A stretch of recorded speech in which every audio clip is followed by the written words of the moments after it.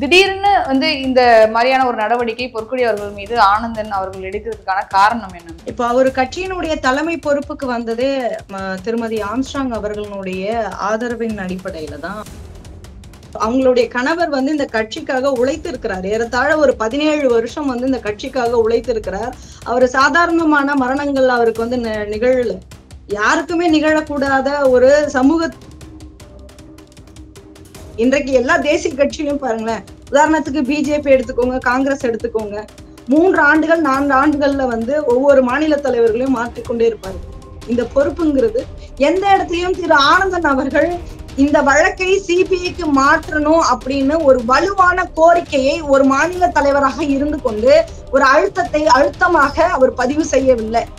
அதுக்கு ஆதாரம் இன்னைக்கும் இருக்கு, வீடியோக்குள்ள இருக்கு.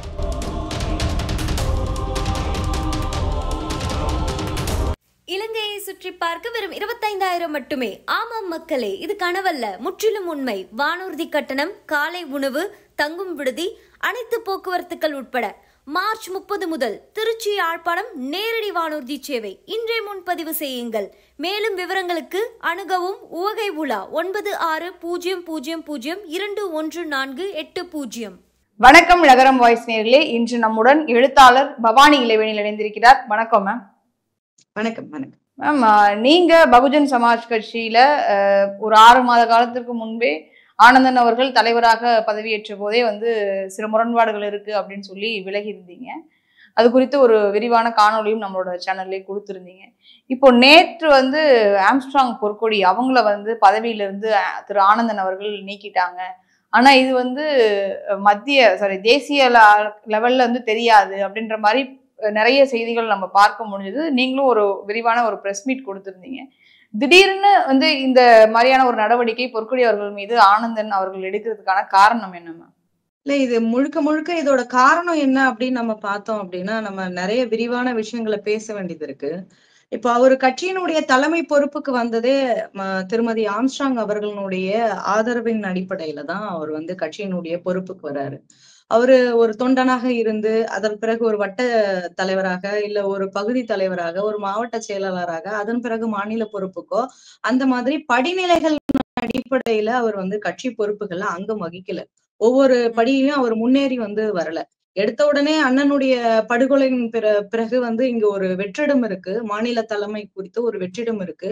அந்த நேரத்துல தேசிய தலைமை திருமதி ஆம்ஸ்ட்ராங் அவர்களை தலைமை பொறுப்புக்கு ஏற்கணும் அப்படின்னு அறிவுறுத்துறாங்க. அவங்க திருமதியை அன்றைய தினத்துல அவங்க ஒரு பெரிய இழப்பை இழந்திருக்காங்க. தன்னுடைய கணவரை ஒரு கொடூரமான முறையில படுகொலை செய்யப்பட்டிருக்காங்க. அதுல இருந்து மீண்டு வருவதற்கு ஒரு மனைவியாக அவங்களுக்கு கொஞ்சம் காலதாமதம் ஆச்சு. அப்போ ஒரு டெம்பரவரியா ஒரு தலைவரை நியமிக்க வேண்டிய கட்டாயத்துல தேசிய தலைமைகள் இருந்தாங்க. அந்த அடிப்படையில யாராவது ஒருத்தரை பரிந்துரை பண்ணணும் அப்படின்னு ஒரு விவரம் வரும் பொழுது திருமதி ஆம்ஸ்ட்ராங் அவர்களுடைய இல்லத்திலேயே அண்ணி அவர்களுடைய தம்பியாக, அண்ணன் அவர்களுடைய தம்பியாக, 2வது தேசிய பொறுப்பாளர்கள் அவங்களுக்கு ரூம் போட்டு கொடுக்கக்கூடிய ரூம் பாய், இந்த மாதிரியான நற்பணிகளை செய்து கொண்டிருந்த திரு ஜெய்சங்கர்ங்கிறவர் தான் இது மாதிரியான தலைவர் பொறுப்புக்கான ஒரு வெற்றிடம் இருக்குது அப்படின்னு சொல்லிட்டு நல்ல கூர்ந்து கவனிச்சு அந்த இடத்துக்கு ஆனந்தன் அவர்களை கொண்டு வரணும் அப்படின்னு ஒரு செயல் திட்டத்தை வரையறுக்கிறாரு. அவர் நினைச்சபடியே ஆனந்தன் அவர்கள திருமதி ஆம்ஸ்ட்ராங் அவர்களிடத்துல பேச வைத்து, இப்ப கூட சமீபத்துல திருமதி ஆம்ஸ்ட்ராங் அவர்கள் பேட்டி கொடுத்திருக்காங்க. என் காலில் விழுந்து அவர் கெஞ்சினாரு, அண்ணனுடைய வழக்கையும் பாத்துக்கிறேன், கட்சியையும் நீங்க வர வரைக்கும் நான் வழி நடத்துறேன் அப்படின்னு சொல்லி என்கிட்ட கேட்டாரு. சரி, நமக்கு தெரிஞ்சவராச்சே, ஒரு வழக்கறிஞரா இருக்கிறாரு, அண்ணனோட வழக்க பாத்துக்கிறேன்னு வேற சொல்றாரு, அதனால நான் கொடுத்தேன். ஆனா அவர் எனக்கு நம்பிக்கை துரோகம் பண்ணிட்டாரு அப்படின்னு சொல்றாங்க. சோ அதுதான் உண்மை. இப்ப என்னன்னா, கட்சியும் கட்சியினுடைய பொறுப்பாளர்களும் திருமதி ஆம்ஸ்ட்ராங் அவர்கள் தான் தலைமைக்கு வரணும், அண்ணனுக்கு பிறகு அவங்கதான் ஒரு கட்சி பணிகளையோ அடுத்த கட்ட வளர்ச்சியை நோக்கியான செயல் திட்டங்களையோ அவங்க சொல்லும் பொழுதுதான் நாங்க முன்னெடுத்து நகர்த்துவோம் அப்படிங்கறதுல ரொம்ப உறுதியா இருக்காங்க. 2வது, தலைமை பொறுப்புகள்ல இருக்கக்கூடியவங்க ஒரு நிதானத்தோடு செயல்படணும். எல்லோரையும் அரவணைச்சுக்கிட்டு போகக்கூடிய ஒரு பக்குவத்தோட இருக்கணும். அப்படியான பக்குவத்தோடு திரு ஆனந்தன் அவர்கள் செயல்படாததனுடைய விளைவு கட்சி 2ஆக பிரிந்தது. ஒன்று திருமதி ஆம்ஸ்ட்ராங் அவர்களினுடைய அணி, இன்னொன்னு திரு ஆனந்தன் அவர்களுடைய அணி அப்படிங்கிற அளவுக்கு பிரிந்தது. இது தொடர்ந்து நான் வந்து ஒரு 6 மாதங்களுக்கு முன்பே வந்து கட்சியை விட்டு நான் விலகி இருந்தேன். ஏன் விலகி இருந்தோம் அப்படின்னா, திரு ஆனந்தன் அவர்கள் தொடர்ந்து வந்து சிபிஐ வழக்கு வேணும் அப்படின்னு எந்த இடத்துலயும் ஆஹ் மறைந்த தலைவரான ஆம்ஸ்ட்ராங் அவர்களுடைய படுகொலையை வந்து சிபிஐக்கு மாற்றணும் அப்படிங்கிற எந்த கேள்வியும் அவர் வலுவாக வைக்கல. அது மட்டும் இல்லாம ஒரு பெண்ணான எனக்கு அந்த கட்சியில திரு ஆனந்தன் தலைமையேற்ற பிறகு எனக்கு வந்து சில அச்சுறுத்தல்கள் இருந்தது. அந்த அச்சுறுத்தல்களை வந்து தேசிய தலைமைகள் இடத்துலயும் இன்னைக்கு இருக்கக்கூடிய தலைவரா இருக்கக்கூடிய ஆனந்தன் அவர்கள் இடத்துலயும் நம்ம முறையிடும் போது அதுக்கு ஒரு உரிய நடவடிக்கை இல்லாம இருந்தது. அதனுடைய முரண்பாடுகளின் காரணமா தான் நம்ம கட்சியை விட்டு வெளியே வரும்.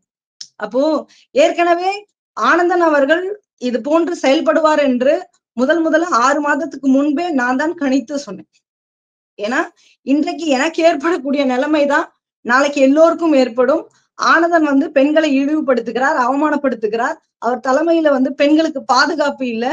அப்ப இத வந்து இப்படிப்பட்ட கட்சிகள்ல நான் வந்து இயங்க விரும்ப இல்லை அப்படின்னு சொல்லிட்டு நான் 6 மாதத்துக்கு முன்பு என்னுடைய கட்சி பொறுப்பு பணியை வந்து ராஜினாமா செய்திருந்தேன். இப்ப இந்த விவகாரத்துல ரொம்ப முக்கியமா பார்க்கப்படுறது என்ன அப்படின்னா, அந்த அறிக்கையில சில வார்த்தைகள் வந்து இருந்தது. அதாவது குடும்பத்தை பார்த்துக்கணும் அப்படிங்கிறதுக்காக நாங்க வந்து அவங்கள பொறுப்புல இருந்து விடுவிக்கிறோம் அப்படின்னு.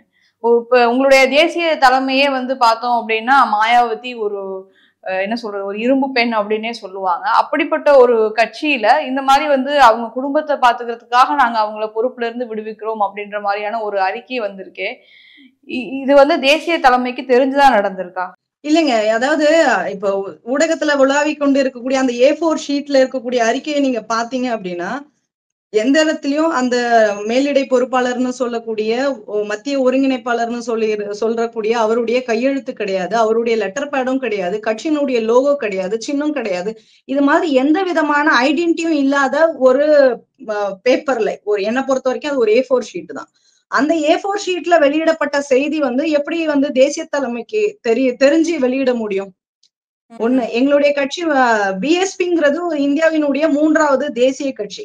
அப்ப அந்த தேசிய கட்சிக்குன்னு ஒரு பயலா இருக்கு, அந்த ஒரு புரோட்டோகால் இருக்கு. அதன் அடிப்படையில தான் வந்து ஒரு கட்சியினுடைய பொறுப்பாளரை நீக்கணுமா இருக்கணுமா அப்படிங்கிற முடிவு இங்க இருக்கக்கூடிய லெட்டர் பேட் இயக்கங்கள் மாதிரி கிடையாது. அப்ப இந்த கட்சியினுடைய ஒரு பொறுப்பாளரை, அதுவும் ஒரு முதன்மை ஒருங்கிணைப்பாளராக இருக்கக்கூடிய திருமதி ஆம்ஸ்ட்ராங் அவர்களை வந்து அவங்க கட்சியில இருந்து நீக்கணும் அப்படின்னா குறைஞ்சபட்சம் வந்து தேசிய ஒருங்கிணைப்பாளர்னு சொல்றவங்க ஒரு முன் அறிவிப்பு செஞ்சிருக்கணும். நீங்க வந்து கட்சிக்கு வந்து விரோதமா செயல்படுறீங்க, அதனால நாங்க உங்க மீது நடவடிக்கை எடுப்போம், அப்ப குறுகிய காலத்துல இதுக்கு பதில் சொல்லுங்க அப்படிங்கறதான் ஒவ்வொரு கட்சியினுடைய ஒரு வரையறையா இருந்துகிட்டு இருக்கு. அது போன்ற எதுவும் தேசிய தலைமையில இருந்து திருமதி ஆம்ஸ்ட்ராங் அவர்களுக்கு வந்ததாக எந்த செய்தியும் கிடையாது.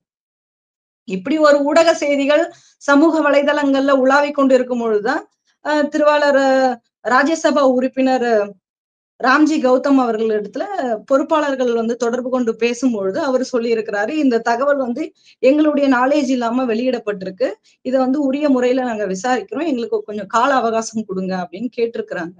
சோ அதனால இது டெல்லி தலைமையிலும் அவங்க முறையிட்டு இருக்காங்க. திருமதி ஆம்ஸ்ட்ராங் அவர்களுடைய தரப்புல இருந்து டெல்லி தலைமையில முறையிட்டு இருக்காங்க. வேணுமெனே கட்சியில தன்னுடைய இருப்பை தக்க வைப்பதற்காக தொடர்ந்து இது நம்ம தொண்டர்கள் வந்து பொறுப்பாளர்கள் நம்ம மீது அபிப்பிராயத்துல இருக்கணும், ஒரு ஆரவாரத்துல இருக்கணும், அவங்கள உற்சாகப்படுத்தணுங்கிறதுக்காக இது போன்ற ஒரு என்னை பொறுத்த வரைக்கும் சில்லற வேலை செய்யற மாதிரி நான் புரிஞ்சுக்கிறேன். ஆனா தேசிய தலைமைக்கும் இப்ப வந்திருக்கக்கூடிய இந்த செய்திக்கும் எந்த தொடர்பும் இல்லை அப்படிங்கிறத நான் இந்த ஊடகத்தின் வாயிலாக பொது சமூகத்துக்கு சொல்லணும்னு நினைக்கிறேன். இப்போ கட்சி நிகழ்வுகள்ல வந்து திருமதி ஆம்ஸ்ட்ராங் போகக்கூடிய அவங்க பங்கேற்கிறாங்க, அதே கட்சி நிகழ்வுகள்ல ஆனந்தன் அவர்களும் பங்கேற்றாங்க அப்படின்னா பெரும்பாலான முன்னுரிமை வந்து பொற்கொடி அவங்களுக்கே வழங்கப்படுது அப்படின்றதுனால ஒரு ஒரு இன்ஃபீரியாரிட்டி காம்ப்ளெக்ஸ் மாதிரி திரு ஆனந்தன் அவர்களுக்கு ஏற்பட்டுடுச்சு அப்படின்ற மாதிரியான விமர்சனங்கள் வருது. இது எந்த அளவுக்கு உண்மை? இருக்கதானங்க செய்யும். நீங்க அவங்க வந்து அவங்களுடைய கணவர் வந்து இந்த கட்சிக்காக உழைத்து இருக்கிறார். ஏறத்தாழ ஒரு 17 வருஷம் வந்து இந்த கட்சிக்காக உழைத்து இருக்கிறார். அவரு சாதாரணமான மரணங்கள் அவருக்கு வந்து நிகழல.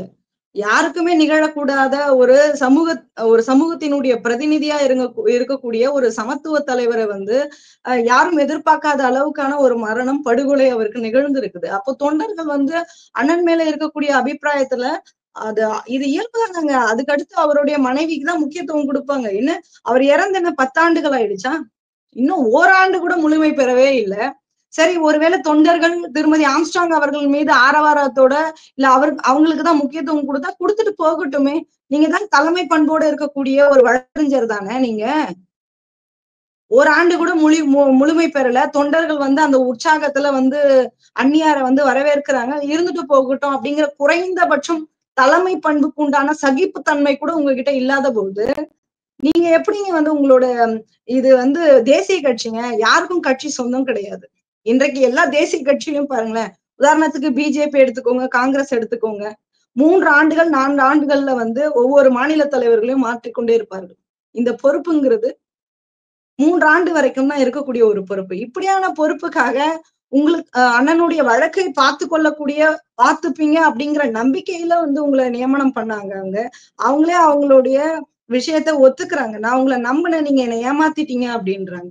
நீங்க எப்படி அந்த லெட்டர் பேட்ல நீங்க நோட் பண்ணீங்கன்னா பாருங்களேன், நான் அன்றைக்கு குறிப்பிட்ட அதே செய்தியை தான் இன்றைக்கு இந்த லெட்டர் பேடுன்னு சொல்லக்கூடிய இந்த A4 ஷீட்லயும் குறிப்பிட்டு இருக்கிறாங்க. பெண்களுக்கு மரியாதை இல்லை, முக்கியத்துவம் இல்லை, ஒதுக்கப்படுகிறார்கள் அப்படிங்கிற குற்றச்சாட்டுகளை நான் முழுமையா வச்சேன். அதே குற்றச்சாட்டை தான் இன்னைக்கு திருமதி ஆம்ஸ்ட்ராங் அவர்கள் மீதும் வைக்கப்பட்டிருக்கிறாங்க. நீங்க அந்த கடிதத்துல வரக்கூடிய செய்திகளை பாருங்க. குடும்பத்தை பார்த்துக்கோங்க, குழந்தைய பார்த்துக்கணும் அப்படின்னு அறிவுறுத்துறதுக்கு இங்க ஆண் சமூகத்துக்கு யார் வந்து கட்டளையிட்டது? ஒரு பெண்ணுக்கு இந்த வேலைதான் செய்யணும் அப்படின்னு இந்த பொது சமூகம் திரும்ப திரும்ப வந்து இந்த ஆணாதிக்க சமூகம் திரும்ப திரும்ப கட்டளையிடுகிற இடத்துல இருக்கிறது இல்ல. அதுதான் இங்க வேதனைக்குரிய ஒரு விஷயமா இருக்குது. இத்தனைக்கும் உங்க தேசிய தலைமை வந்து ஒரு பெண். உண்மைதாங்க. இப்போ என்ன, நான் இந்த ஊடகத்தின் வாயிலாக ஒரே ஒரு செய்தியை தான் இங்க குறிப்பிடணும்னு நினைக்கிறேன். என்னன்னா, இப்போ தேசிய தலைமையில இருந்து இந்த ஊடக செய்தி எங்களோட கருத்துல இருந்து வரல, எங்களோட நாலேஜ்ல இருந்து வரல அப்படின்னு சொல்லிட்டாங்க. அப்போ ஒரு முன்னாள் எம்பியா இருக்கக்கூடிய அவருடைய பெயரை பயன்படுத்தி இந்த செய்தி உலாவுது அப்படின்னா இது அஃபென்ஸ் தானங்க. ஒருவர் பெயரை பயன்படுத்தி இன்னொருவரை காயின் பண்ணுவதுங்கிறது அஃபென்ஸ் தானே. அவர் மேல தாராளமா வழக்கு கொடுக்கலாம்ல. அப்போ கட்சி வந்து உரிய முறையில திரு ஆனந்தன் மேல வழக்கு கொடுக்கணும். நீங்க ஒரு மத்திய ஒருங்கிணைப்பாளர், முன்னாள் ராஜ்யசபா எம்பி, அவருடைய பெயரை தவறாக பயன்படுத்தியதற்காகவும் முன்னாள் மாநில தலைவராக இருந்த படுகொலை செய்யப்பட்ட திரு ஆம்ஸ்ட்ராங் அவர்களுக்கும் அவர்களுடைய குடும்பத்துக்கும் மன உளைச்சலை ஏற்படுத்தினதுக்காக திரு ஆனந்தன் அவர்களை உடனடியாக நடவடிக்கை எடுத்து கட்சி பொறுப்பு விட்டு வந்து அதிகாரப்பூர்வமா டெல்லி தலைமை, பெஹன்ஜி தலைமை வந்து இந்த நடவடிக்கை எடுக்கணும் அப்படின்னு இந்த ஊடகத்தின் வாயிலா நான் வந்து பதிவு செய்யறேன். இது மிகப்பெரிய தப்பு. இது ஒரு தவறான முன் உதாரணம் இல்லைங்களா? இவர் வந்து வழக்கறிஞர்னு சொல்றாரு, ஒரு எம்பியினுடைய பெயரை இப்படி தவறான முறையில பயன்படுத்தலாமா? அப்ப பொதுவெளியில வந்து மன்னிப்பு கேட்கணும். இன்னைக்கு ஜனநாயக சக்திகள், முற்போக்கு சக்திகள் வந்து தொடர்ந்து இந்த செய்தி வந்ததுல பிறகு எல்லாம் திருமதி ஆம்ஸ்ட்ராங் அவர்களுக்கு வந்து உறுதுணையாக, அவங்களுக்கு பக்கபலமாக இன்றைக்கு வந்து குரல் கொடுத்துக்கிட்டு இருக்காங்க. எப்படி நீங்க ஒரு பெண்ணை வந்து நீங்க இன்னைக்கு வந்து இது தேசிய தலைமை சொல்லல, அவங்களோட நாலேஜ் இல்லாம இந்த செய்திய திரு ஆனந்தன் அவர்கள் செஞ்சிருக்கிறாங்க. என்னென்ன குடும்பத்தை பார்த்துக்கணும், குழந்தைய பார்த்துக்கணும் அப்படின்னு. நான் இந்த இடத்துல ஒரே ஒரு விஷயம் தான் சொல்றேன். நீங்க குறிப்பிட்டதுதான், இந்த கட்சியினுடைய தலைவரே ஒரு பெண்ணு தான். அப்போ பெகன்ஜி அவர்களை இரும்பு பெண்ணுன்னு எல்லாராலும் போற்றப்பட்ட ஒரு தலைவியை உங்களுக்கு வயது முதிர்வு ஏற்பட்டுருச்சு. அதனால நீங்க வந்து கட்சி பணியில இருந்து ஓய்வு எடுத்துக்கணும்னு சொல்ற மாதிரி தானே இருக்கு. நீங்க திருமதி ஆம்ஸ்ட்ராங் அவர்களை சொல்றத கூட பெகன்ஜி மாயாவதி அவர்களை சொல்வதை போன்றுதான் நான் எடுத்துக்கொள்கிறேன். அப்போ நீங்க இந்த கட்சியிலேயே பெண்களுக்கு பாதுகாப்பு இல்ல, முக்கியத்துவம் இல்லைன்னா வேற எந்த கட்சியில பெண்களுக்கு முக்கியத்துவம் இருக்கும்? சமத்துவம் பேசுற நம்ம அமைப்புகள்லயே வந்து பெண்களுக்கான ஒரு முக்கியத்துவத்தை நீங்க கொடுக்க முடியல அப்படின்னா, நீங்க அந்த முக்கியத்துவத்தோட செயல்பட முடியலன்னா நீங்க உங்களை நம்பிதானே நாங்க களத்துல வரும். களத்துல வர பெண்களுக்கு நீங்க அறிவுறுத்தக்கூடிய இடத்துலயே இருந்து அறிவுறுத்திக்கிட்டு இருக்கீங்களே. எங்களுக்கு கட்டளையிடக்கூடிய இடத்துல இருந்துதான் இன்னைக்கு ஆண் சமூகம் வந்து குறிப்பிட்ட சில ஆணாதிக்க ஆண்கள் வந்து தொடர்ந்து இயங்கிட்டுதான் இருக்காங்க. எல்லா தளத்திலையும் ஆணாதிக்கம் இருக்கிறது. அது அரசியல்ல கோல் வச்சுக்கிட்டு இருக்கிறது தான் என்னுடைய குற்றச்சாட்டு. திருமதி ஆம்ஸ்ட்ராங் அவங்க வந்து வச்சிருந்த இன்னொரு முக்கியமான குற்றச்சாட்டு என்ன அப்படின்னா, சிபிஐ விசாரணை அதுக்கு வந்து நான் வந்து செய்யறேன் அப்படின்னு ஏற்பாடு செய்யறேன் அப்படின்னு சொல்லிதான் திரு ஆனந்தன் அவர்கள் பொறுப்புக்கு வந்தாங்க. ஆனா இன்ன வரைக்கும் சிபிஐ விசாரணை பத்தி எந்த விதமான முன்னெடுப்புகளுமே அவங்க எடுக்கல அப்படின்ற குற்றச்சாட்டை முன் வச்சிருந்தாங்க. அது ஏன் அவர் வந்து இன்ன வரைக்கும் சிபிஐ விசாரணைக்கு முன்னெடுக்கல அப்படின்னு நீங்க நினைக்கிறீங்க? இல்ல, இதுக்கு நானும் என்னுடைய கணவருமே முதல் ஒரு சாட்சியாக இருக்கிறோம். ஏன் அப்படி சொல்ல வரேன்னா, நேத்து செய்தியாளர் சந்திப்புல கூட இந்த விஷயத்த நான் கோடிட்டு சொல்லியிருந்தேன். அதாவது இவர் மாநில தலைவராக பொறுப்பேற்று இருக்கக்கூடிய அதே நேரத்துல நான் பாண்டிச்சேரியினுடைய ஒருங்கிணைப்பாளராக இருக்கிறேன். எனக்கும் டெல்லி பொறுப்பாளர்களாக, மத்திய ஒருங்கிணைப்பாளர்களாக இருக்கக்கூடிய அசோக் சித்தார்த் அவர்களையும் நிதின் சிங் அவர்களையும் சந்திப்பதற்கான நேரம் ஒதுக்கப்பட்டது. அந்த நேரம் எங்கு ஒதுக்கப்பட்டதுன்னா, அவங்க தங்கி இருந்த ஹோட்டல் ஐடிசி கிராண்ட் சோலா கிண்டியில இருக்கக்கூடிய அந்த ஹோட்டல்ல நேரம் ஒதுக்கப்பட்டது. அப்போ அவர்களை சந்தித்து நம் விடைபெறும் நேரத்துல நம்ம திரு ஆனந்தன் அவர்களையும் சந்தித்து பேசுவதற்கான வாய்ப்பும் நேரமும் ஒதுக்கப்பட்டிருந்தது. அப்ப அவரோட நாங்க பேசும் பொழுது, நாங்க இதுக்கு முன்னாடி இவ்வளவு வருஷம் இந்த களப்பணி செஞ்சிருக்கிறோம், எங்களுக்கு தமிழ்நாடுதான் பூர்வீகம், கட்சி பணிக்காக பாண்டிச்சேரி போயிருக்கிறோம் அப்படின்னு எங்களை பத்தின அறிமுகங்கள் எல்லாம் சொல்லி முடிச்ச பிறகு, அன்றைய தினம் ஆம்ஸ்ட்ராங் அவர்களுடைய படுகொலைக்காக மிகப்பெரிய அளவுல வள்ளுவர் கோட்டத்துல கட்சி சார்பாக ஆர்ப்பாட்டத்தை நடத்தினாங்க. அந்த ஆர்ப்பாட்டத்துல நானும் பங்கேற்றிருக்கிறேன். அப்போ அந்த ஆர்ப்பாட்டத்துல எந்த ஒரு இடத்தையும் இன்னைக்கும் வலைதளங்கள்ல மீடியாக்கள்ல அந்த வீடியோ இருக்கு, நீங்க போய் பாருங்க. நான் சொல்ற செய்தி அதுல இருக்கும் 100%. எந்த இடத்துலயும் திரு ஆனந்தன் அவர்கள் இந்த வழக்கை சிபிஐக்கு மாற்றணும் அப்படின்னு ஒரு வலுவான கோரிக்கையை ஒரு மாநில தலைவராக இருந்து கொண்டு ஒரு அழுத்தமாக அவர் பதிவு செய்யவில்லை. அதுக்கு ஆதாரம் இன்னைக்கும் இருக்கு, வீடியோக்குள்ள இருக்கு. ஆனா கட்சி பொறுப்புகள்ல, முன்னணி பொறுப்புகள்ல இருந்த ஒரு சில பொறுப்பாளர்கள் சிபிஐ வேணும்னு அந்த இடத்துல முழங்கினாங்க. ஏன் நீங்க இந்த மாதிரி முன்னுக்கு பின் முரணான ஆல்ரெடி நீங்க ஆர்ப்பாட்டம்ங்கிறது, கட்சி சார்ந்த ஆர்ப்பாட்டம்ங்கிறது காலதாமதமா தான் நடந்தது. அது வள்ளுவர் கோட்டத்துல. சரி, காலதாமதமா பண்ணப்பட்ட ஒரு ஆர்ப்பாட்டத்துல ஒரு வலுவான ஒரு கோரிக்கையை முன் வச்சிருக்கணும்ல. இந்த கட்சியினுடைய தேசிய தலைமை, அவர்களுடைய தளபதியாக மகனாக இருந்த திரு ஆம்ஸ்ட்ராங் அவர்கள் படுகொலை செய்யப்பட்டிருந்த அவர்களுடைய உடலை பார்ப்பதற்காக அவங்க டெல்லியில இருந்து பரிதவிச்சு ஓடி வந்தாங்கல்ல. தன்னுடைய மகன் போன்று நினைத்த ஒரு மகனை பறிகொடுத்த ஒரு வேதனைக்கான உள்ளான ஒரு தாயாக பரிதவித்து ஓடி வந்தாங்கல்ல. அவங்க சொன்ன முழக்கம் என்ன? இந்த படுகொலையில, திருவாளர் ஆம்ஸ்ட்ராங் அவர்களுடைய படுகொலையில ஆளுகின்ற அரசு திராவிட முன்னேற்ற கழகத்திற்கு தொடர்பு இல்லை என்றால் நீ இந்த வழக்கை சிபிஐக்கு மாற்ற, நான் அங்க பாத்துக்கிறேன் அப்படின்ட்டாங்க. அதுதான் மேடம் சொன்ன ஸ்டேட்மெண்ட். சோ அவங்க சொன்ன ஸ்டேட்மெண்ட்டுக்கு மாறின ஒரு கருத்து ஏதாவது இருக்கா? தொண்டர்கள் ஏதாவது சொல்ல முடியுமா? கிடையாது. அப்போ மாநில தலைவர் நீங்க ஏன் அந்த கோரிக்கையை வலுவா நீங்க பேசல, முன்வைக்கல அப்படிங்கிற கேள்வியே நானும் எனது கணவரும் அவரிடத்துல கேட்டோம். அப்ப அவர் சொன்ன செய்தி என்னன்னா, இதை மறுக்க முடியாது, ஒற்றைக்கு ஒற்றையாக அவர் எந்த விவாதத்துல வேணும்னாலும் நான் பேசுவதற்கு தயாராக இருக்கிறேன். அவர் என்னிடத்துல பேசின செய்தி, அவர் எங்ககிட்ட சொன்ன செய்தி என்னன்னா, சிபிஐ வேண்டாமா, அந்த வழக்கை திசை மாற்றி போயிடுவாங்க, கிடப்புல போட்டுருவாங்க, சிபிசிஐடியே நல்லாதான் செய்யறாங்க, தமிழக அரசு இந்த வழக்கை கவனத்துல எடுத்துக்கிட்டு சிறப்பான புலனாய்வு தான் பண்ணிக்கிட்டு இருக்காங்க, கேச திசை திருப்புவதற்காக ஆளாளுக்கு ஒண்ணு சொல்லுவாங்க, அதெல்லாம் உங்க மண்டையில ஏத்திக்காதீங்க அப்படிங்கிற ஸ்டேட்மெண்ட் அவர் சொல்லும் பொழுது, நாங்க மற்ற விஷயங்கள் பேசும்பொழுது அதுல மிக முக்கியமான இந்த விஷயமும் பேசும்போது அவர் தரப்புல இருந்து சொல்லப்பட்ட பதில் இதுதான். அப்ப நாங்க அப்பவே முரண்படுறோம். நீங்க ஏன் ஸ்டேட்மெண்ட்டை மாத்தி சொல்றீங்க, இது தவறான விஷயமாச்சு, இதை ஏன் இப்படி முன்னெடுக்கிறீங்க அப்படின்னு கேட்டு முரண்படுறோம் நாங்க.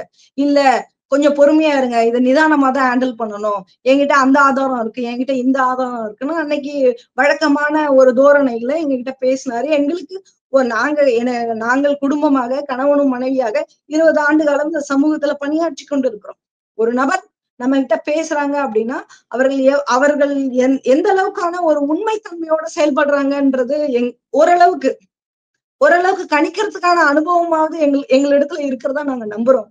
அதை புரிஞ்சுக்கிட்டுதான் நாங்க அடுத்து ஒரு வார இடைவெளியிலே இவர் சரியில்லைங்க, இவர் இது போன்று செயல்படுவாரு, இவரை நம்பாதீங்க, நாளைக்கு திருமதி ஆம்ஸ்ட்ராங் அவர்களையும் நடுத்தெருவுல நிறுத்துறதுக்கும் கட்சி விட்டு அப்புறப்படுத்துவதற்கும் சாத்தியக்கூறுகள் இருக்கு, இன்னைக்கு பெண்ணான எனக்கு இந்த கட்சியில பாதுகாப்பு கிடையாது, நாளைக்கு உங்களுக்கும் ஏற்படும் அப்படின்னு ஒரு முழக்கத்தை வச்சுட்டுதான் நான் அந்த கட்சியை விட்டு விடைபெற்று வந்தேன். சோ நான் வச்ச குற்றச்சாட்டு தான் இன்னைக்கு அவர் நடைமுறைப்படுத்திக்கிட்டு இருக்காரு. இவருதான் இப்படிதான் இருப்பாரு அப்படின்னு சொன்னதை தான் அவர் நடைமுறைப்படுத்திக்கிட்டு இருக்காரு. யாராவது செய்வாங்களாங்க? இவர் எல்லா மேடைகள்லயும் சொன்னாரு, திருமதி ஆம்ஸ்ட்ராங் அவர்கள் எனக்கு தாய்க்கு நிகரானவர், என் அண்ணன் என் உயிருக்கு நிகரானவர்னு சொன்னாரு. அண்ணன் உயிருக்கு நிகரானவர் தானே. ஒரு வருஷம் ஆயிடுச்சு அண்ணனுக்கு. இங்க இருக்கக்கூடிய எல்லா பொறுப்பாளர்களும் அமைதி காத்துக்கிட்டு இருக்காங்க. ஒரு வருஷம் கூட இன்னும் முழுமை பெறல. என்ன இயக்கப்பணி செய்கிறது, இன்னும் எதிர்வரும் 26ல எப்படி தேர்தலை எதிர்கொள்வது அப்படின்னு சிந்திச்சுக்கிட்டு இருக்காங்க. அதையெல்லாம் வந்து அவருடைய நினைவு நாளுக்கு கழித்து தொடரணும்னு ஒவ்வொருவரும் யோசித்துக் கொண்டிருக்கக்கூடிய நேரத்துல அவருடைய குழந்தைக்கும் அவருடைய மனைவிக்கும் எந்த மாதிரியான ஆறுதல்களை நம்ம சொன்னா அவங்க வந்து மகிழ்ச்சியா இருக்க முடியும், அந்த கவலையிலிருந்து மீண்டு வர முடியும்னு ஒவ்வொரு தொண்டர்களும் யோசித்துக் கொண்டிருக்கும் பொழுது இவ்வளவு பெரிய மன உளைச்சலையும் அவமரியாதையும் இவர் செய்யலாமா? செய்யலாமா? அப்ப நீங்க எந்த இடத்துல வந்து முதிர்ச்சியான தலைவர், முதிர்ச்சியான தலைமை பண்பு கொண்டவர்ங்கிறத எந்த இடத்துல நீங்க அட்ரஸ் பண்றீங்க? எங்கேயுமே கிடையாது. நீங்க அவரு பொறுப்புக்கு வந்ததுல இருந்து பாருங்களேன், எல்லா யூடியூப் சேனலையும் அழைச்சு அவருடைய பட்டாபிராம் அலுவலகத்துல வச்சு பேட்டி கொடுக்குறாரு. கொடுத்துட்டு போகட்டும். ஒரு கட்சியினுடைய பொறுப்புக்கு நீங்க வந்தீங்கன்னா யூடியூப் சேனல்ல இல்ல மீடியாக்கள்ல பேட்டி கொடுக்கறது மட்டும்தான் வேலையா? ஏற்கனவே பழைய பொறுப்பாளர்கள் யாரெல்லாம் வந்து ஒழுங்கு நடவடிக்கை கட்சியிலிருந்து ஒழுங்கு நடவடிக்கை எடுத்து அப்புறப்படுத்தப்பட்டாங்களோ அவர்களை கூப்பிட்டு வந்து கட்சியில பொறுப்பு கொடுக்கிறது. ஏற்கனவே இங்க வந்து 10 ஆண்டுகளாக உழைச்சுக்கிட்டு இருக்கிறவங்களுக்கு இங்க பொறுப்புகள் கிடையாது. எல்லாருடைய மாநில பொறுப்பும் மாவட்ட பொறுப்புகளும் வந்து பறிக்கப்பட்டிருக்கு. நானும் இந்த கட்சிக்கு வந்து 10 ஆண்டு காலம் வந்து உழைச்சிருக்கேங்க. என் கணவர் 96ல இருந்து இந்த கட்சிக்காக உழைச்சிருக்கிறாரு. அப்போ உழைத்தவர்களுக்கு இங்க மரியாதை இல்ல. டீ குடுக்கறவங்களுக்கும் ரூம் போடுறவங்களுக்கும் தான் இந்த கட்சியில மரியாதைன்னு ஓபன் டிக்ளரேஷன் பண்ணிட்டு தானேங்க நான் வந்தேன். வெளிப்படையா பேசிட்டு தானே வந்தேன். அப்ப அப்படியான செயல்பாடுகள்லாம் நீங்க பண்ணலாமா? உண்மையா நீங்க ஆம்ஸ்ட்ராங் அண்ணனுடைய அவர் மீது பற்று வைத்திருந்தா இல்ல ஆம்ஸ்ட்ராங் அண்ணனுடைய விழுதா இருந்தா நீங்க இந்த மாதிரி எல்லாம் பண்ணிருக்க முடியுமா? எவ்வளவு பெரிய மன உளைச்சலை நீங்க கடந்த காலங்களாக கொடுத்துக்கிட்டு இருக்கீங்க. இந்த ஊடகத்துல வந்து நான் இன்னொரு செய்தியும் பதிவு பண்றேன். இதுவும் ஆதாரங்கள் இருக்கு. காலம் தந்த தலைவர் அப்படின்னு சொல்லிட்டு ஒரு புத்தக வெளியீட்டு விழா ஆம்ஸ்ட்ராங் அண்ணனுடைய நினைவுகளை போற்றும் வகையில புத்தகம் வெளியிடுறாங்க. அந்த புத்தக வெளியீட்டு மேடைகள்ல நீங்க அந்த ஆதாரத்தை எடுத்து பாருங்க. திருமதி ஆம்ஸ்ட்ராங் அவர்கள் மேடையில வருவதற்கு தயங்குகிறாங்க. ஏன்னா எல்லாம் இருக்கிறாங்க. அது ஐயா நிறைய முன்னணி பொறுப்பாளர்கள், கம்யூனிஸ்ட் தோழர்கள் முதல் கொண்டு எல்லாரும் அந்த மேடையில பங்கேற்று அண்ணன் ஆம்ஸ்ட்ராங் அவர்களை பத்தி நம்ம பேசுறதை விட மற்ற தலைவர்கள் வந்து பேசணும் அப்படிங்கிற முன்னேற்பாடுகள்ல அவங்க வழிவிட்டு மற்றவங்க பேசட்டும் அப்படிங்கிற மாதிரி இருக்கிறாங்க. புத்தகத்தை வந்து யாரோ ஒரு ஆர்ட் டைரக்டர் வந்து பணம் கொடுத்தாரா, அந்த புத்தகம் எழுதின அவருக்கு வந்து பணம் கொடுக்கணும் அப்படின்னு சொல்லிட்டு 25,000 பணம் நீங்க தான் வந்து கொடுக்கணும் அப்படின்னு உருட்டி மிரட்டி அவங்கள மேடையில கூப்பிடுறாரு. இது ஆதாரம் இருக்குங்க, போய் வீடியோ பாருங்க. இல்லாட்டி நான் கொடுக்குறேன் சமூகத்துக்கு. அந்த வீடியோவெல்லாம் பார்க்கும் பொழுது எங்களுக்கு எல்லாம் பதறுது. தெரிஞ்ச தோழர்களுக்கு எல்லாருக்கும் போன் பண்றோம். என்னங்க பேசுறாரு அவரு? யார வந்து உருட்டுறாரு, மிரட்டுறாரு? மேடைக்கு வாங்க, நீங்க மேடைக்கு வாங்க அண்ணி அப்படின்னு மைக்ல வந்து சொல்லி அவங்கள மேடைக்கு கூப்பிடுறாரு. யார உருட்டி மிரட்டணும்? அப்பவே நான் கண்டிச்சேன். இதெல்லாம் தவறான போக்கு, இப்படி எல்லாம் அவர் பேசவே கூடாது. அண்ணன் இருந்திருந்தா அண்ணி இடத்துல இப்படி பேசுவாங்களா? இது யாரா இருக்கட்டும், அண்ணன் உயிரோட இருந்திருந்தா கூட இன்னொரு பெண் இடத்துல இப்படி அதிகார தோனியில பேச முடியுமா? எதுக்காக இவர் இப்படி எல்லாம் பேசுறாரு? நீங்க எல்லாம் எதுக்காக பார்த்துக்கிட்டு வேடிக்கை பார்த்துக்கிட்டு இருக்கீங்க அப்படின்னு இயக்க தோழர்கள் கிட்ட, கட்சி தோழர்கள் கிட்ட நான் கண்டிச்சிருக்கேன். அப்போ ஒவ்வொரு மேடைகள்லயும் வந்து தொடர்ந்து திருமதி வந்தா தன்னுடைய இருப்பை, தலைவர் பொறுப்பை தக்க வைத்துக் கொள்ள முடியாது அப்படிங்கிற போக்குல அவர் தொடர்ந்து செயல்பட்டுட்டு தான் வந்திருக்கிறாரு. அதுக்கான ஆதாரங்கள் நிறைய சமூக வலைதளங்கள்லயே இருக்கு. நம்ம ஒண்ணும் இல்லாததை ஒண்ணும் இட்டுக்கட்டி இங்க பேசிடல. இறுதியா ஒரு கேள்வி. நீங்க சொல்லியிருந்தீங்க திரு ஆனந்தன் அவர்கள் பொறுப்பேற்ற பிறகு நிறைய ஊடகங்கள்ல பேட்டி கொடுத்திருந்தாங்க அப்படின்னு. அதுல ஒரு பேட்டியில அவரு குறிப்பிட்டு நீங்க சொன்ன வார்த்தையை தான் அவரும் அப்போ பேட்டிகள்லயும் சொல்லியிருந்தாரு. அதாவது தமிழக அரசு வந்து திரு ஆம்ஸ்ட்ராங் அவர்களுடைய கொலை வழக்கை வந்து ரொம்ப கரெக்டா விசாரிக்கிறாங்க. அதனால இதுக்கு சிபிஐ விசாரணை தேவையில்லை அப்படின்னு சொல்லியிருந்தாங்க.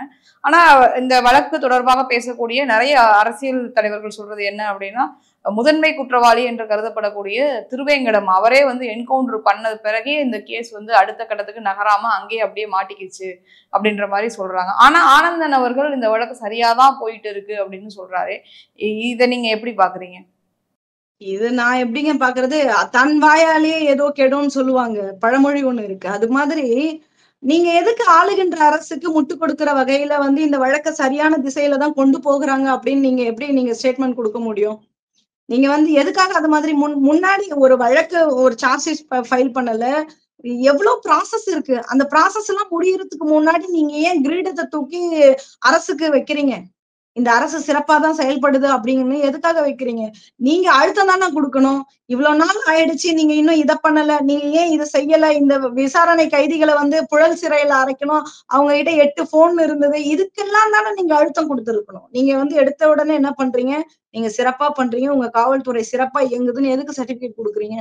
அப்பதான் எங்களை போன்றவர்களுக்கு சந்தேகம் வருது. நீங்க ஆஹ் நேற்றைய தினம் பிரஸ் மீட்ல கூட வந்து சில போட்டோஸ் வந்து டிஸ்பிளே பண்ணியிருப்பாங்க. ஈவன் அந்த போட்டோஸை நானே என்னுடைய சமூக வலைதளங்கள் முகநூல் பக்கத்துல பதிவிட்டிருக்கேன். தமிழக பிஎஸ்பி வந்து RSS தலைமையை வந்து மாநில தலைவராக போடப்பட்டிருக்கிறாங்க அப்படிங்கிற குற்றச்சாட்டை நான் கடந்த ஒரு 3 மாதங்களுக்கு முன்பு இந்த குற்றச்சாட்டை வைத்தேன்.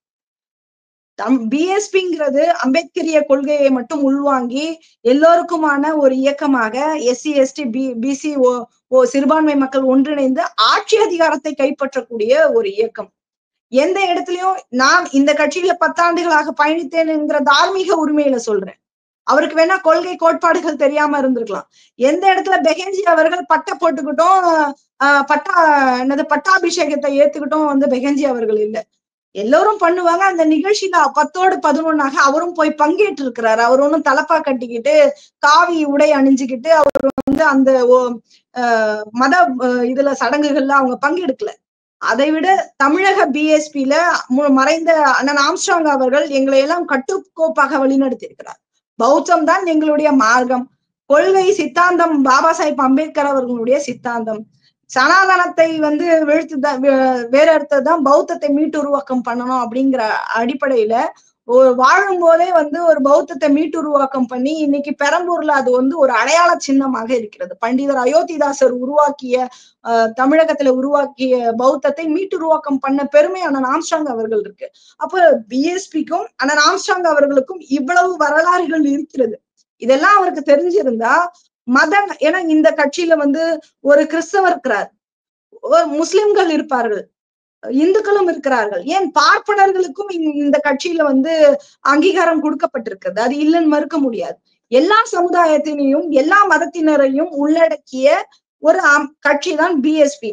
சோ எல்லாரும் வாங்க, எல்லாருக்குமான பிரதிநிதித்துவத்தை ஷேர் பண்ணிப்போம். ஆனா ஆட்சி அதிகாரம் ஒரு பட்டியலினத்து தலைமையில தான் ஆட்சி அதிகாரம் இருக்கணும். ஒரு பட்டியலினத்து பெண்ணு தான் முதல்வராக முடியும், ஒரு பட்டியலினத்து பெண்ணு தான் பிரதமராக முடியும் அப்படிங்கிற கோட்பாடோட இங்க இயங்கிக்கிட்டு இருக்காங்க. அப்ப இதெல்லாம் தெரிஞ்சிருந்தா நீங்க எதுக்கு வந்து இந்து மத பண்டிகைகள்ல சடங்குகள்ல பட்டாபிஷேகத்தை எடுத்துக்கிறீங்க? அப்ப இதெல்லாம் நம்ம கூட்டி கழித்து கணக்கு போட பார்த்தா இவர் ஏதோ RSS பின்னணியில இருக்கிற மாதிரியோ அல்லது திமுகவுல யாரையோ காப்பாத்தணும் அப்படிங்கிறதுக்காக இதை திசை மாற்றி விடணும்ன்றதுக்காக செயல்படுறாரோ, அறிக்கைகள் கொடுக்குறாரோ அப்படிங்கிற சந்தேகம் எனக்கு வலுவாவே இருக்கு. அப்ப நான் முரண்பட்டு வெளியில வந்த பிறகு இந்த வலுவா வந்து நான் அதே இயக்கத்தின் தோழர்கள் இடத்துல அதே அரங்கத்துல சொல்லிவிட்டு தான் வந்தேன். இவர் சரியில்லைங்க, இது வந்து ரொம்ப நாள் நீடிக்க மாட்டாரு, இவரு இயக்கத்தை ஒழுங்காக கட்டி அமைக்க மாட்டாரு. இன்னைக்கு நீங்க இத்தனை அண்ணன் இறந்து எவ்வளவு நாளுங்க ஆகுது? இன்னும் ஓராண்டு முழுமை பெறல. ஏறத்தாழ 8 மாசம் 9 மாசம் இருக்குன்னு வைங்களேன். இந்த 9 மாதங்கள்ல அவருடைய பணி என்ன? அவர் என்ன பண்ணாரு? இந்த வழக்கை குறித்து ஏதாவது அடுத்த கட்ட நகர்வுக்கு கொண்டு போனாரா? கிடையாது. சரி, கட்சி பணிகள்ல எல்லோரையும் அரவணைத்து கட்சியை வழிநடத்துவதற்காக ஒரு ஆண்டு கூட முழுமை பெறல, நம்ம மீது எந்த தவறும் வந்துடக்கூடாது, யாரும் நம்ம மீது முரண்பட்டுக்க கூடாது அப்படிங்கிற எந்த குறைஞ்சபட்சம் அந்த மன திடம் கூட இல்லாம அவர் செயல்பட்டு கொண்டிருக்கிறார். மூன்றாவது, கட்சியில யாரெல்லாம் புறக்கணிக்கப்பட்டாங்களோ புறக்கணிக்கப்பட்டவர்கள்லாம் வாங்க, நீங்க எல்லாம் என்னோட இருங்க அப்படின்னு கூப்பிட்டு எதற்காக நீங்க வந்து பொறுப்புகளை கொடுக்குறீங்க? கட்சி எத்தனை பேர் வந்து இந்த கட்சிக்காக உழைத்து இருக்கிறாங்க, எத்தனை தேர்தலை சந்திச்சிருக்கிறாங்க, அவங்களுக்கு தானே நீங்க முன்னுரிமை கொடுத்திருக்கணும். யாரா இருந்தாலும் இந்த கட்சியிலிருந்து ஒருவரை நீக்குவதற்கான அதிகாரம், மாநில பொறுப்பாளர்களை நீக்குவதற்கான அதிகாரம் வந்து மாநில தலைவருக்கு கிடையாது, பெகன்ஜி அவர்களுக்கு தான் இருக்குது. பொறுப்பு எடுக்கணும் அப்படின்னா அவங்கதான் முடிவு பண்ணணும். அதுவும் இல்லாம திருமதி ஆம்ஸ்ட்ராங் அவர்களுக்கு பொறுப்பு கொடுத்தது வந்து பெகஞ்சி மாயாவதி அவர்கள். இவர் எப்படிங்க கொடுக்க முடியும்? மாநில ஒருங்கிணைப்பாளர் பொறுப்புங்கிறது மாநில தலைவருக்கு இணையான ஒரு பொறுப்பு.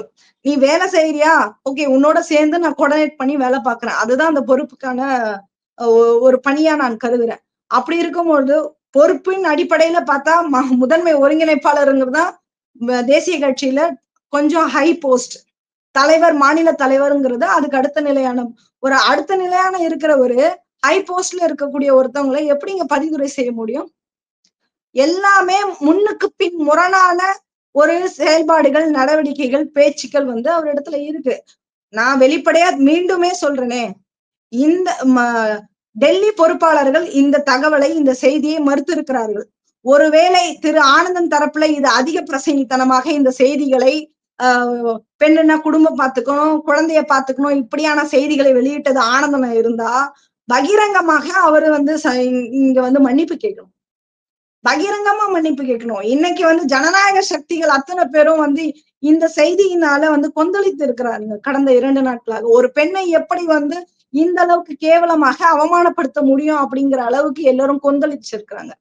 அப்ப டெல்லி தலைமை இது எனக்கு எந்த சம்பந்தமும் இல்லை, உறுதியான தகவலை இன்னும் ஓரிரு நாட்கள்ல சொல்லிவிட்டா வெளிப்படையாக இதே ஊடகங்களை கூப்பிட்டு அவர் மன்னிப்பு கேட்கணும்.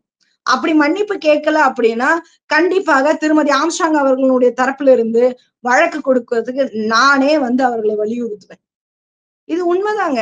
இது எப்படிங்க நம்ம வந்து ஒவ்வொரு ஆணும் வந்து பெண்களை ஒடுக்கணுங்கிற சிந்தனையில இத தொடர்ந்து பண்ணிக்கிட்டே இருப்பாங்க. அது கடந்து போயிட்டே இருக்க முடியுமா? வருத்தப்படுறேன்னு சொன்னா எல்லாம் முடிஞ்சிருமா? யாரோ ஒருவருக்கு வந்து இதை வந்து நம்ம இதுக்கான நியாயத்துக்காக நம்ம வலுவா வந்து பேசிதானே ஆகணும். அதனால இது பொது மன்னிப்பு கண்டிப்பா அவர் கேட்டுதான் ஆகணும். நிச்சயமா. இவ்வளவு நேரம் உங்களோட நேரத்தை பகிர்ந்துகிட்டு நிறைய விஷயங்கள் சொன்னீங்க. ரொம்ப நன்றி மேம். நன்றி.